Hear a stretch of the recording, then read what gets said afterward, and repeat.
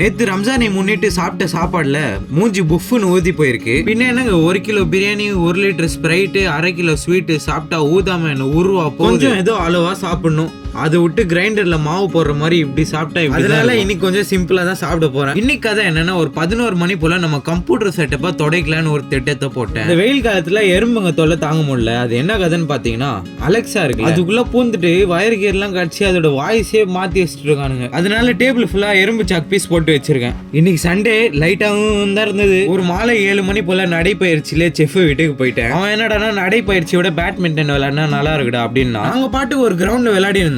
டப்புன்னு பார்த்தா முயற்சி என்று தரான். நான் தான் போன் போட்டு கூப்பிட்டேன். சரி இன்னைக்கு சண்டே தானே, நைட் எப்படியும் ஒரு 1 மணி மேல தான் தூங்க போறோம். அதனால கார்டியோ இன்னும் கொஞ்சம் எக்ஸ்டெண்ட் பண்ணலாம்னு சொல்லிட்டு சைக்கிளை தூக்கிட்டு ஸ்ட்ரைட்டா ராம்ஸ் கிட்ட வந்துட்டோம். நண்பர்களே நோட் த பாயிண்ட், டீ நான் குடிக்கல, அவன் மட்டும் தான் குடிச்சான். சைக்கிளை பத்திரமா வீட்டுல நிப்பாட்டிட்டு எப்படியும் 1.5 லிட்டர் தண்ணி குடிச்சிருப்பேன். பின்ன என்னங்க சைக்கிள்ல போகும்போது ஒரு 1/2 லிட்டர் பாட்டிலாவது வச்சுன்னு போனோம். எதுவுமே எத்துன்னு போல நாங்க. இப்போதைக்கு ஷோல்டர் கொஞ்சம் நலமா தாங்க இருக்கு. ஆனா வெயிட் எதுவுமே தூக்க முடியாது. வெறும் மொபிலிட்டி எக்ஸசைஸ் மட்டும் தான். இந்த நாளை முடிக்கிற விதமா நைட்டு படுக்கிறதுக்கு பெட்டை போட்டு வெயில் காலத்துக்கு ஏசி முக்கியம், கரண்ட் பில்லாம் பார்க்காதீங்க. அடுத்த விளாக்ல சந்திக்கலாம். Bye guys.